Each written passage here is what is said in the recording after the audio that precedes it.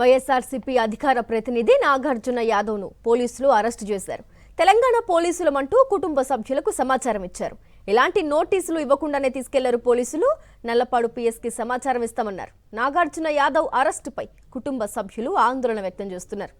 దానికి సంబంధించి పూర్తి డీటెయిల్స్ అందించేందుకు మా కరెస్పాండెంట్ సతీష్ ఫోన్ లైన్ ద్వారా జాయిన్ అవుతున్నారు. సతీష్, చెప్పండి, వైఎస్ఆర్సీపీ అధికార ప్రతినిధి నాగార్జున యాదవ్ను పోలీసులు అరెస్ట్ చేశారు వితౌట్ ఎనీ నోటీసెస్. పూర్తి డీటెయిల్స్ ఏంటి సతీష్?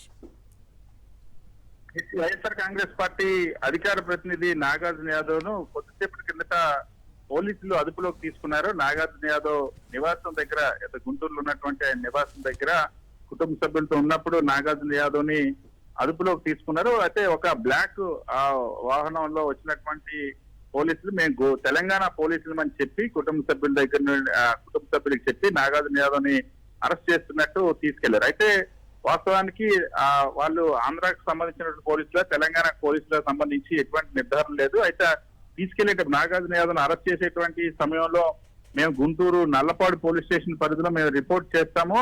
రిపోర్ట్ చేసిన తర్వాత అక్కడ సమాచారం ఇచ్చిన తర్వాత తీసుకెళ్తామని చెప్పారు. ఈ నేపథ్యంలో నాగార్జున యాదవ్ భార్య, అదేవిధంగా వైఎస్ఆర్ కాంగ్రెస్ పార్టీ ఎమ్మెల్సీ తలసల రఘురాము గుంటూరు జిల్లా ఎస్పీ దృష్టికి ఈ విషయాన్ని తీసుకెళ్లారు.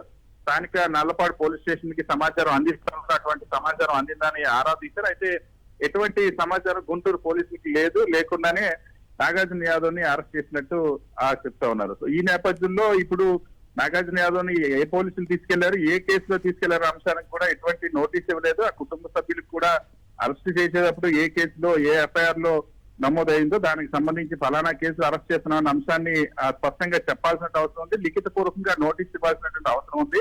కానీ అరెస్ట్ సమాచారాన్ని కూడా ఇవ్వకుండా కేవలం నోటి మాట ద్వారానే తీసుకెళ్లినటువంటి పరిస్థితితో నాగార్జున యాదవ్ కుటుంబ సభ్యులంతా కూడా ఆందోళన చెందుతా ఉన్నారు. వైఎస్ఆర్ కాంగ్రెస్ పార్టీ శ్రేణులు కూడా దీనిపైన మండిపడతా ఉన్నారు. ఏ కేసులు అరెస్ట్ చేశారో ఇంకా స్పష్టత రావాల్సిన అవసరం ఉంది. నల్లపాడు పోలీస్ స్టేషన్ తీసుకెళ్తారా లేదా అన్నది కూడా ఇంకా స్పష్టత రావాల్సిన అవసరం ఉంది. అయితే సతీష్, ఏ నోటీసులు లేకుండా అలా తీసుకెళ్లడం పట్ల ఇప్పటికే కుటుంబ సభ్యులు మీరు చెప్పినట్టుగా ఆందోళన వ్యక్తం చేస్తున్నారు. అసలు కుటుంబ సభ్యులు ఏమంటున్నారు? పోలీసులు వ్యవహరించిన తీరు ఎలా ఉంది? కుటుంబ సభ్యులకు సంబంధించి అసలు ఏ కేసులు అరెస్ట్ చేశారో చెప్పండి అని వచ్చినటువంటి పోలీసులు అడిగినప్పటికీ కూడా మేము స్థానిక పోలీస్ స్టేషన్ లో సమాచారం ఇస్తామంటూ చెప్పి అక్కడి నుండి నాగార్జున యాదవ్ తీసుకెళ్లిపోయినటువంటి పరిస్థితి.